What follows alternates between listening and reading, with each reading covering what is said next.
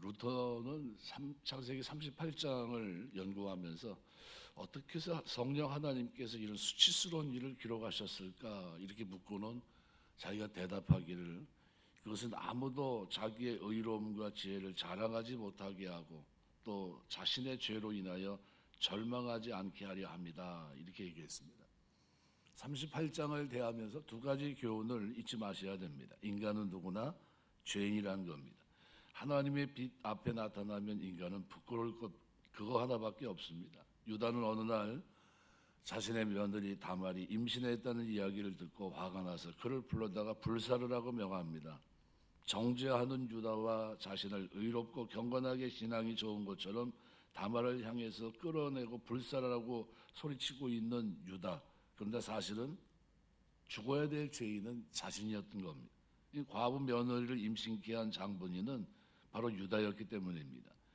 그래서 너무나도 자신의 의로움을 과시하며 남을 정죄하는 것은 옳지 않습니다. 두 번째는 죄인을 향해 베푸시는 하나님의 자비로운 놀라운 사랑입니다. 유다의 무서운 범죄에도 불구하고 하나님께서는 유다에게 자비를 베푸십니다. 훗날 유다의 자손에서 메시아 그리스도가 탄생됨으로 유다가 영광스러운 족보에 기록되는 것도 하나님의 은혜의 풍성함을 우리에게 보여주고 있다는 겁니다. 그런 의미로 오늘 본문은 좀 곱씹어 봐야 될 부분이 여러 군데 있습니다. 엘과 오난의 죄악에 대해서 오늘 본문은 다루는데요. 유다가 세 아들을 낳습니다. 엘과 오난 셀라입니다. 근데 7절을 보니까 장자 엘이 여호와의 목전에 악함으로 여호와께서 그를 죽이셨다. 이유를 알 수 없지만 하나님께서 보실 때 더 이상 세상에 두는 것이 좋지 못하기 때문에 불러가셨습니다.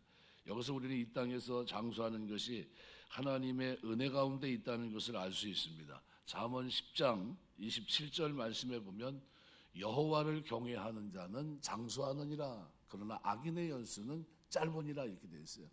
악인의 연수가 짧다는 것은 원래는 그렇지 않았는데 너무 악하기 때문에 이렇게 됐다 이 얘기입니다. 신명기 25장 5절부터 10절은 아들이 없어 죽은 형의 후사를 위해서 다른 형제가 죽은 형의 부인과 결혼해서 아들을 낳아주는 계대 결혼법에 대해서 기록해 놓고 있습니다. 신명기 25장 5절부터 10절은 룻기서를 보면 룻이 기업 물을 자에 대해서 얘기합니다. 바로 그 부분과 연관이 되어 있는데요. 싫으면 안 해도 됩니다. 포기할 수 있습니다. 다만 장로들 앞에서 증언하게 되고 그가 사는 동네에서 형제 집 세우기를 즐겨하지 않는 사람이다 라는 낙인이 찍힙니다. 저 사람은 자기만 생각하는 사람이가 집안을 생각하고 기업을 생각하는 사람이 아니다 이렇게 됩니다. 유다의 둘째 아들 오난은 형 대신에 형수와 결혼합니다. 그런데 오늘 본문 9절에 보면 오난이 그 씨가 자기 것이 되지 않을 줄 알므로 형수에게 들어갔을 때 형에게 아들을 얻게 아니하려고 땅에 설정했다 내용이 나옵니다. 이 일이 여호와의 목전에 악하기 때문에 하나님께서 오난도 죽이십니다. 그래서 10절 보시면 바로 그 부분입니다. 이 일이 여호와의 보시기에 악함으로 여호와께서 그도 죽이시니. 오난도 인류 최초로 사나 제한을 한 사람입니다. 가문에 대해서 또는 형수에 대해서 하나님에 대해서 범죄를 했던 거죠. 그래서 델리치라는 주석가는 그렇게 얘기합니다. 이 행동은 그의 소유물과 기업에 대한 야비한 탐심이 있고 형에 대한 애정이 없으며 결혼에 대한 신성한 제도와 목적을 거스려 범죄한 것이다 라고 주장했습니다. 그것이 맞습니다. 오늘날 가족의 순결성과 발전, 역행하는 일을 자행하고 언약의 약속을 불신했던 오난의 모습 이것을 볼 수 있습니다. 무엇보다 메시아를 유다 혈통에 나오도록 하려고 했던 하나님의 계획과 섭리를 거부하는 죄를 범하였고요. 우리는 이 말씀을 통해 가정의 중요성 그리고 형제 우애의 필요성을 반드시 깨달아야 됩니다. 그래서 오늘 본문을 쭉 보시면서 한 세 가지 정도 생각할 여지가 있습니다. 첫 번째는 성도는 자녀들에게 좋은 신앙 환경을 제공해 줘야 됩니다. 유다는 형제에게 내려가서 아둘람 사람 히라에게로 나아갔다. 아둘람은 헤브론 골짜기에서 북쪽으로 24km 지점에 위치한 가나안의 대표적인 성읍 가운데 하나입니다. 여호수아 12장 15절 기록인데요. 가나안적인 문화가 융성했던 곳입니다. 우상 숭배는 말할 것도 없고 악하고 음란한 행위가 끊임없이 자행되던 곳이 아둘람입니다. 유다의 자녀들이 이곳에서 이런 곳에서 하는 대로 그들 모습을 보면서 어떻게 해요? 살아간 겁니다. 자랐습니다. 이게 유다의 자녀들이 이런 곳에서 여호와의 보시기에 악했다고 하는 것은 당연한 일이 아니겠습니까? 7절, 10절 기록한 대로 유다의 장자 엘이 여호와가 보시기에 악함으로 여호와께서 그를 죽이신지라 10절에도 그 일이 여호와가 보시기에 악함으로 여호와께서 그도 죽이시니 뭐죠? 성적인 죄예요. 그래서 신명기 6장 7절에 보면 우리 쉐마에서 뭘 가리킵니까? 길을 갈 때든지 앉았을 때든지 누웠을 때든지 이 여호와의 하나님의 말씀을 강론할 것이며 그랬어요. 우리 자녀들이 여러분 품 안에 있을 때 말씀으로 양육하시길 주 이름으로 축원합니다. 말씀으로 아니 듣기 싫어 귀에 딱지가 앉을 정도로 지긋지긋하다고 얘기할 정도로 들려주셔야 됩니다. 지긋지긋하다. 왜 이렇게 아버지 어머니는 왜 말씀으로만 얘기하냐고, 누가 요즘 이렇게 사냐고 그런 말을 들으셔야 제대로 하신 겁니다. 그게 정상이에요. 그게 하나님 뜻대로 사는 정상입니다. 2절에 보면 유다 집안에 닥친 불행이 또 다른 원인이 발견이 되는데요. 자기 형제에 따라서 가나안에서 거했을 뿐만 아니라 거기다 가나안 사람 수아의 딸을 취해 아내로 삼았습니다. 이 당시 근동 지역은 다른 족속과 혼인은 단순한 결혼 당사자들의 문제만이 아니라요. 그들 집안이 가지고 있는 그들이 속한 그 사회의 종교, 문화적인 풍습을 서로 나누고 인정하고 받아들이는 것까지를 의미합니다. 이거 완전히 그 문화를 받아들이고 이교 문화를 받아들인 겁니다. 유다는 이 가나안 여인과 결혼하면서 가나안의 우성과 그들의 타락한 문화를 받아들였던 겁니다. 하나님의 아들들이 사람의 딸들을 아내로 삼았을 때 창세기 6장 2절 3절 보면 그때 노아의 대홍수가 일어났던 겁니다. 그리고 솔로몬이 이방 여인을 후궁으로 받아들이면서 정치적으로 안정을 취하려고 꾀했을 때 그걸 뭘 가져왔습니까? 이방 여인들이 우상을 가져오게 하고 우상을 섬기고 그러면서 나라가 분열됩니다. 열왕기상 11장 말씀입니다. 그러니까 타락한 유다 집안에 불행이 찾아온 것은 너무나도 당연한 거예요. 그러니까 우리가 신앙생활하면서 거룩이라고 하는 것은 그냥 구호가 아닙니다.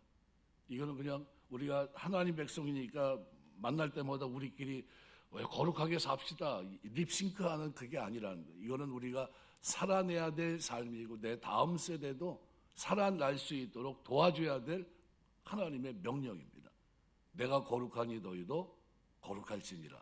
이거는 만들어야 되는 겁니다. 가만히 놔둬서 될 게 아니라 끊임없이 주지해야 됩니다. 그래서 고린도후서 7장 1절 보면 사랑하는 자들아 이 약속을 가진 우리는 하나님을 두려워하는 가운데서 거룩함을 온전히 이루어 육과 영의 온갖 더러운 것에서 자신을 깨끗하게 하자. 이 마지막 때를 살아가면서 거룩함을 온전히 이룰 수 있는 축복이 여러분 가정에 있게 되시기를 주의 이름으로 축원합니다. 이 야고보서 1장 말씀에도 보면 1장 27절 하나님 앞에서 정결하고 더러움이 없는 경건은 고아 과부를 그 환난 중에 돌보고 자기를 지켜 세속에 물들지 아니하는 그것이니라. 자기를 지켜 세속에 물들지 않는 그것이라는 거예요. 세상이 어떻습니까? 만만한 세상이 아닙니다. 가만히 있으면 쫓아가게 돼 있고 닮아가게 있는 세상입니다. 거기서 나를 지키는 것이 경건이에요. 다르게 사는 게 경건이고 다르게 생각하는 게 경건이고요. 그래서 회개하지 않고는요 절대로 바르게 살 수 없습니다. 방향이 바뀌지 않고는요 거룩하게 살 방법이 없는 겁니다. 그래서 우리가 꼭 그것을 인지하고 사셔야 됩니다. 요한일서 말씀에도 보면 3장 3절 말씀에 이렇게 표현합니다. 주를 향하여 이 소망을 가진 자마다 그의 깨끗하심과 같이 자기를 깨끗하게 하느니라. 이 소망을 가진 사람마다 자신을 깨끗하게 한다. 성도는 자녀들에게 좋은 신앙 환경을 반드시 제공해야 됩니다. 지금 어디다 갖다 놓은 거죠? 맹모 삼천지교 여러분 잘 아시잖아요. 그죠? 공부하는 그걸 위해서라도 시장에서 자꾸 집을 3번이나 바꾼 거 아닙니까? 그게 어머니가 자식을 향한 배려입니다. 우리 신앙 교육을 위해서 여러분 좋은 신앙 환경을 제공해 주셔야 됩니다. 그리고 두 번째는 부모는 신앙의 본이 되셔야 됩니다. 오늘 7절 보면 첫 번째 불행은 장자였던 엘이 하나님 앞에 악을 행하다 후사도 보지 못하고 하나님의 심판을 받아 죽임을 당합니다.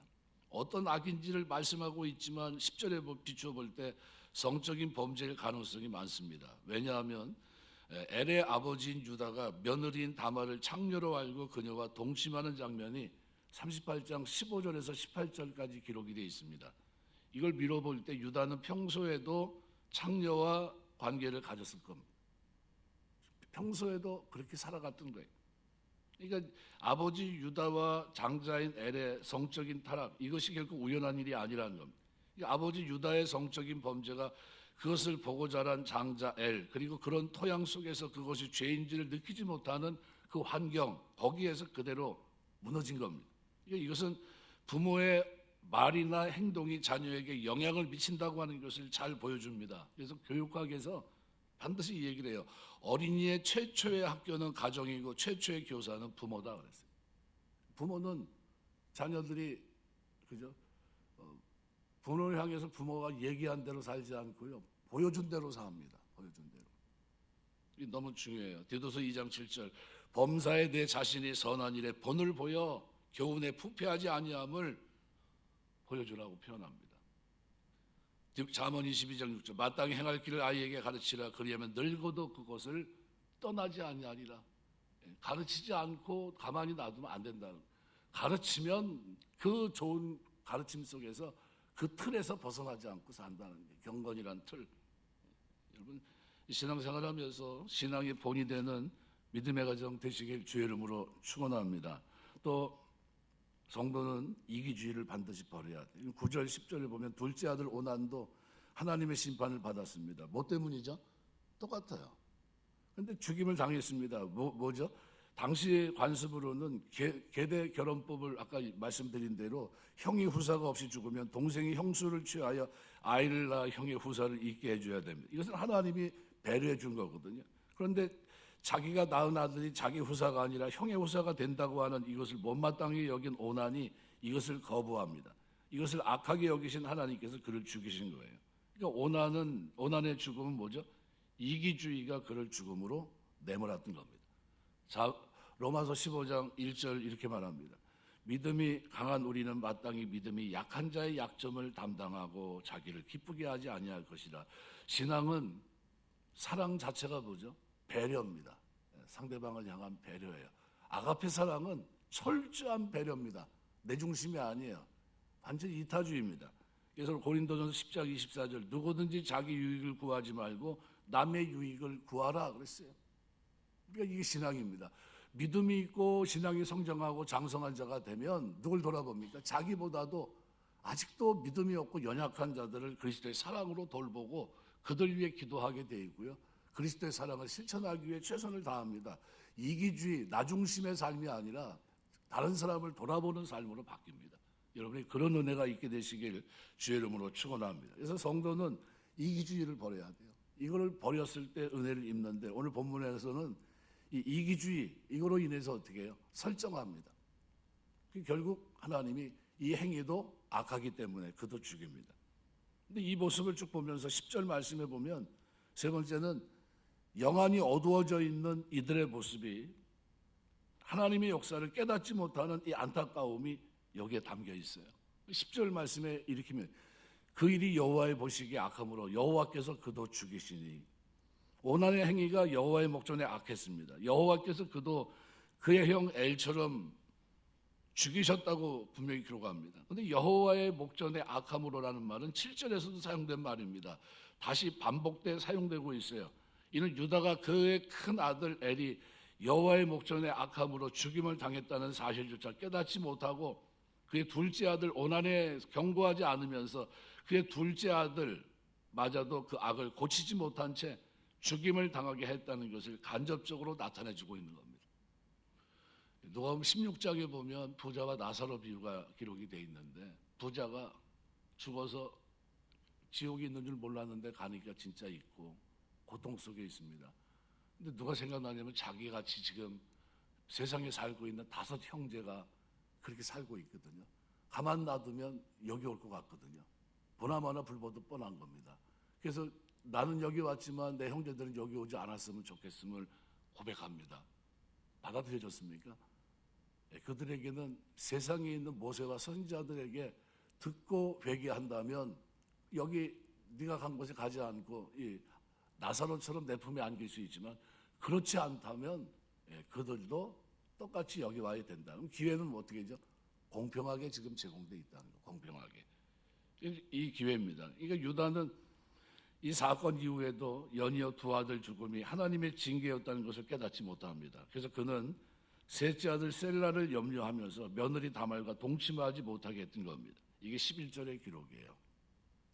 유다가 그의 며느리 다말에게 이르되 수절하고 내 아버지 집에 있어 내 아들 셀라가 장성하기를 기다리라 하니 셀라도 그 형들같이 죽을까 염려함이라. 다말이 가서 그의 아버지 집에 있으니라. 영안이 어두워지면 이처럼 하나님의 징계하고 있다는 이 역사를 깨닫지 못합니다. 마땅히 징계를 통해서 죄악을 깨닫고 회개해야 했음에도 불구하고 그것이 징계인지조차도 모르고 악을 더하는 이러한 어리석음을 유다가 가나안 사람들과 어울려 살면서 영적으로 어리석고 둔감해진 것을 보여주고 있는 겁니다. 가룟 유다 역시 사단이 그 마음에 들어갔을 때 영안이 어두워지니까 누가복음 22장 3절에 보면 사단이 그 마음속에 들어갔다고 표현하고 있고요. 예수께서는 거듭되는 경고에도 불구하고 행위를 돌이키지 못합니다. 마가복음 14장 20절에서 21절이나 누가복음 22장 21절 22절의 기록을 보면 그죠? 나와 함께 손을 넣는 그가 바로 그다. 그러면서 그를 어떻게 지적합니다. 그런데도 돌이키지 못해요. 뭐 때문이죠? 영안이 어두워진 겁니다. 그래서 신앙생활하면서 영안이 어두워지는 그것이 가장 무서운 겁니다. 시편 13편 3절 보면 여호와 내 하나님이여 나를 생각하사 응답하시고 나의 눈을 밝히소서. 두렵건대 내가 사망의 잠을 잘까 하오며. 이 사람은 지금 뭐하고 있는 겁니까? 사망의 잠을 잔 겁니다. 이것이 하나님의 심판인데 징계인데 깨닫지 못하고 영안이 어두워져 있으니까 하나님 역사를 알지 못하고요. 그냥 그런 거지 사람이 살다 보면 죽을 수도 있는 거지 이렇게 생각합니다. 원인은 생각하지도 않고 곱씹어보지도 않고 일이 왜 일어난지 생각해보지도 않고 그죠? 그냥 그랬던 겁니다. 결국 그 죄가 그래서 루터가 얘기한 대로 38장은 기록하고 싶지 않다는 거예요. 도대체 이렇게 수치스러운 걸 왜 기록했냐는 겁니다. 그런데 이유는 뭐죠? 하나님의 은혜의 풍성함을 보여주기 위해서 기록했던 겁니다. 말씀을 뵙겠습니다. 우리가 이런 모습을 보면서 꼭 기억하셔야 돼요. 좋은 신앙 그냥 만들어지지 않습니다. 어떻게 해요? 만드셔야 되는 겁니다. 만드셔야 돼요. 가르치셔야 되고요. 그래서 어떻게 해요? 거룩한 백성 만드셔야 됩니다. 내가 거룩하고 내 자녀가 거룩해야 돼요. 하나님은 경건한 자손을 얻기를 원하십니다. 이 땅에서 하나님의 자녀로 살아가는 동안 성도는 자녀들에게 좋은 신앙의 환경을 제공해 주셔야 돼요. 하나님이 나에게 주시는 환경이 좋은 환경인 것처럼 내 자녀들에게 내가 좋은 환경을 줘서 그 자녀들이 이 땅에서 거룩한 백성으로 하나님의 뜻을 행하며 살 수 있도록 도와줘야 됩니다. 그런 의미에 오늘 우리는 신앙의 본이 되기 위해서 열심히 노력하셔야 돼요. 노력해서 천국 가는 건 아닙니다. 이미 천국 백성이에요. 그러나 내 본이 우리 자녀들이 걷는 걸음에 힘이 될 수 있어야 돼요. 저는 저희 할머니의 기억이 아직도 눈에 선합니다. 그 할머니가 살아갔던 삶이 눈에 선명해요.